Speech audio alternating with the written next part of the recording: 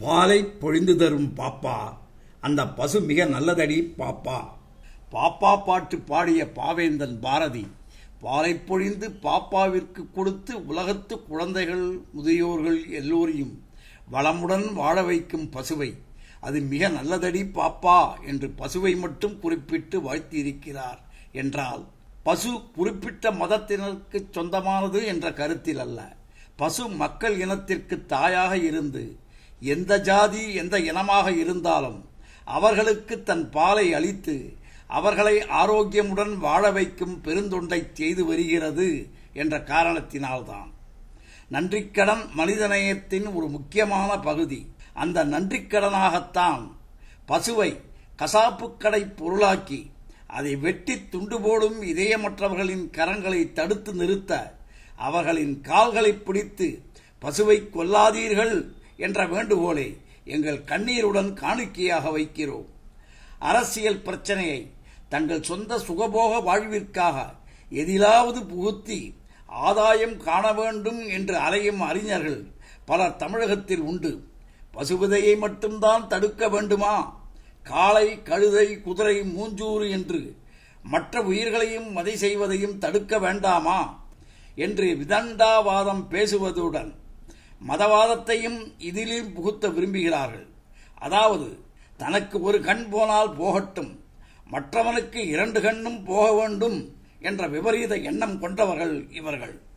அந்த வள்ளுவர் தாசர்களுக்கு, குமரிமுனையிலே வானளாவ வள்ளுவர் சிலை அமைத்தவர்களுக்கு தமிழக ஆன்றோர்கள் கொல்லாமை பற்றி கூறிய கருத்துக்களை அவர்கள் பார்வைக்கு பணிவுடன் வைக்கின்றேன். தன்னூல் பெருக்கற்றுத்தான் பிரிது ஊனொன்பான் எங்கனம் ஆளும் அருள்.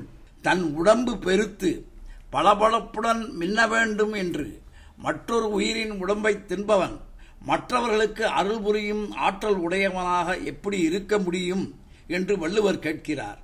அது மட்டுமல்ல, கொல்லான் புலான் மறுத்தானை கைகூப்பி எல்லா உயிரும் தொழும். எல்லா உயிரினங்களுமே தங்களை கொல்லாமல் தங்கள் இரத்தத்தில் தோய்ந்த உடலை எடுத்து உண்ணாத ஜீவகாருண்யமே பெரிதாக நினைக்கும் பண்புடையவர்களை தங்கள் இதய தெய்வமாக நினைத்து கைகூப்பி வணங்கும் என்று வள்ளுவ பெருந்தகை பெருமையுடன் கூறியுள்ளார். எல்லா உயிரினங்களையுமே மனிதன் கொன்று அதை உணவாக ஏற்றுக்கொள்வதை விட கேவலமான செயல் எதுவுமே கிடையாது என்பதுதான் பெரியோர்கள் கூறியுள்ளார்கள். புலால் உண்பவர்களை கீழானவர்கள் என்பதை தமிழினச் சான்றோர்களும் கூறியுள்ளார்கள்.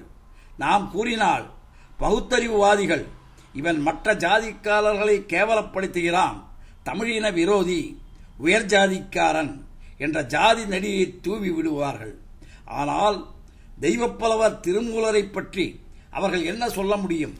பொல்லா புலாலை நுகரும் புலையரை எல்லோரும் காண ஏமன் தன் தூதுவர் சொல்லாகப் பற்றி தீவாய் நரகத்தில் மல்லாக்கத் தள்ளி மறித்து வைப்பாரே.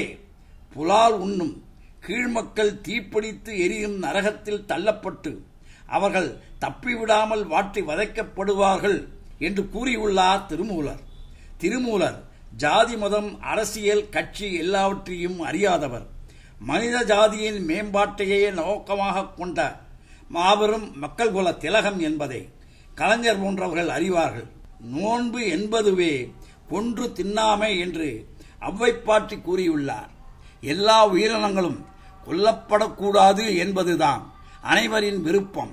பாரதத்தின் தேசிய பறவையாக மயிலை வைக்க வேண்டும் என்று சட்டம் கொண்டு வந்தால் கோட்டான், கழுகு, ஆந்தை என்று எல்லாவற்றையுமே வைக்க வேண்டும் என்று சொல்வதும் விதண்டாவாதம்தானே.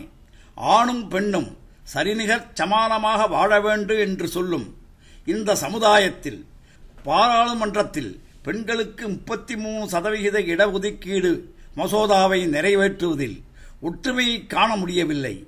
நாமெல்லாம் பசுபதையை தடுப்பதில் எப்படி ஒற்றுமையை காட்டப் போகிறோம்? முதலில் ஒரு உயிர் பலியை தடுப்போம், பிறகு எல்லாவற்றையும் தடுத்து நிறுத்துவோம் என்ற உயர்வான எண்ணங்களை நம்மால் வளர்க்க முடியவில்லை. அதிலும் அரசியலையும் மதத்தையும் இணைக்கிறோம். நல்ல காரியங்கள் நடைபெறுவதை தடுத்து நிறுத்துவதில் நமது அரசியல்வாதிகளை விட வல்லவர்கள் யாருமே இருக்க முடியாது என்பது உலகறிந்த உண்மையாகிவிட்டது. பசுவை பொறுத்தவரை அதை பாரதத்தின் பெரும்பான்மை மக்கள் தங்கள் தெய்வமாக வணங்குகின்றனர் என்பது மறுக்க முடியாத உண்மை. பகுத்தறிவாதிகள் அரசியலில் சேர்த்த சில்லறையில் பினாமி பெயரில் ஆடம்பர மாளிகை கட்டி குடியேறும் போது பசுவையும் கன்றையும் அழைத்து வந்து அதற்கு உணவளித்து வீட்டிற்குள் காலடி எடுத்து வைக்கச் சொல்கிறார்கள். தீ மிதிப்பது மூடப்பழக்கம் என்று வாதிடும் பகுத்தறிவாதிகள் பசு இந்து மதத்தினரின் வழிபடும் மிருகம். இனிமேல் நம் கட்சிக்காரர்கள் புதுமனை புகுவிழாவில் பசுமாட்டிற்கு பதிலாக கழுதைக்கு மாலை போட்டு காலடி எடுத்து வைக்கச் சொல்ல வேண்டும் என்று அறிவுரை கூறலாமே. கட்சியின் ஒரே தலைவராகவும் தெய்வமாகவும் தமிழின் உருவமாகவும் மக்கள் தன்னை ஒருவனை மட்டுமே வணங்க வேண்டும் என்று ஒருவர் ஆசைப்படும் போது பசுவை தெய்வமாக நினைத்து வணங்கும் இந்திய மக்கள் அதனை வதை செய்வதை தடுக்க வேண்டும் என்று வேண்டுகோள் விடுப்பதில் என்ன தவறு உள்ளது? எல்லா உயிர்களும் கொலை செய்யப்படக்கூடாது என்பதுதான் இந்து தர்மத்தின் குறிக்கோள். தமிழக மன்னர்கள் கோசாலைகளை திருக்கோயில்களில் ஏற்படுத்தி பசு இனத்தை வாழ வைத்தார்கள். அதன் சாணத்தினால் உண்டாக்கப்பட்ட விபூதி என்னும் பஸ்மத்தை பூசிக்கொள்வதால் பல நோய்கள் நீங்கும் என்பது நம்பிக்கை. கூன் பாண்டியன் என்ற தமிழக மன்னன் தன் வெப்ப நோய் நீங்க திருஞான சம்பந்தர் அளித்த திருநீற்றை பூசிக்கொண்டு நோய் நீங்க பெற்றான் என்று வரலாறு கூறுகிறது. பசுவின் பால் மட்டுமல்ல, அதன் சாணமும் மனிதர்களை வாழ வைக்கிறது. சாணத்தினால் உருவாக்கப்பட்ட திருநீர் மனித உடலில் பூச துர்நீரை இழுக்கும். முகத்தில் பூச முகவாதம் வராது. பகுத்தறிவுவாதிகள் மற்ற மிருகங்களின் சாணத்தையும் ஆராய்ச்சி செய்து அவற்றிலும் மருத்துவ சக்தி உள்ளது என்று காட்ட தங்கள் முகத்திலே பூசிக்கொள்ள முன் வருவார்களா? ஒருவர் கழுத்திலே மஞ்சள் துண்டு அழிவதால் கழுத்து வலி நீங்குகிறது என்று கூறினால் அது அவரது நம்பிக்கை. அதை நாம் கேலி பேசக்கூடாது. அதைப்போல் பசுவின் உடலில் எல்லா தெய்வங்களும் குடிகொண்டுள்ளதாக இந்துக்கள் நம்பிக்கை வைத்து அதை வழிபடுகின்றனர்.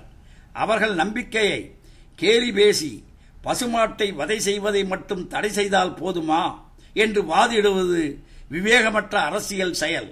முதலில் ஒரு உயிர் வதையை தடுக்க வரும் சட்டத்தை ஆதரிக்க வேண்டும். பிறகு எல்லா உயிர்களையும் கொல்லக்கூடாது என்பதில் ஒருங்கிணைந்து பாடுபட வேண்டும். வள்ளுவர் ஓட்டம் கண்ட நாம் வள்ளுவரை நெஞ்சில் நினைத்து வாழ வேண்டாமா? தமிழக கோயில்களில் இறைவனை வழிபட்டு நல்லறத்தை வளர்க்க வேண்டிய ஆலயங்களிலாவது மிருகங்களையும் பறவைகளையும் பலி கொடுப்பதை தடை செய்து மீண்டும் தமிழகத்தில் சட்டம் நிறைவேற்றப்பட வேண்டும். இது எங்களைப் போன்ற ஜீவகாருண்யர்களின் வேண்டுகோள் மட்டுமல்ல, வள்ளுவரின் வேண்டுகோளும் ஆகும். நல்லாறு எனப்படுவது யாதெனில் யாதொன்றும் கொல்லாமை சூழும் நெறி. நல்ல வழி என்று அறநூல்களால் சொல்லப்படுவது எது என்றால் எந்த உயிரையும் கொல்லாத அறத்தை போற்றும் நெறியாகும். வள்ளுவரைப் போன்றே வள்ளல் ராமலிங்க அடிகளாரும் புலாலை தவிர்ப்பதே புனிதத்தின் முதற்படி, புண்ணியத்தின் வாசற்படி என்று கூறியுள்ளார். உலகத்து உயிர்களிடம் தாய்மனத்தோடு நடந்து கொள்ளுங்கள். சன்மார்க்க நெறியில் வாழ்வோர் சக உயிர்களை, உயிரினங்களை குழந்தையைப் போல் பாதுகாக்க வேண்டும் என்றும் வள்ளலார் கூறியுள்ளார். வள்ளுவர் வழிநடக்கும் கலைஞர் கருணாநிதி அவர்களும் பசுவை தெய்வமாக வணங்கும் இந்திய மக்களின் இதய உணர்வுக்கு மதிப்பளித்து பசுவதையை தடை செய்ய மீண்டும் சட்டம் இயற்றுவதோடு திருக்கோயில்களில் உயிரினங்கள் பலி செய்யப்படுவதை தடுத்து நிறுத்தவும் தகுந்த நடவடிக்கை எடுத்து பெரும் அழியா புகழை பெற வேண்டும். பகுத்தறிவுவாதம் எல்லா உயிர்களையும் பாதுகாப்பதிலும் இருக்க வேண்டும். அதுவே அறிவுடைமையாகும்.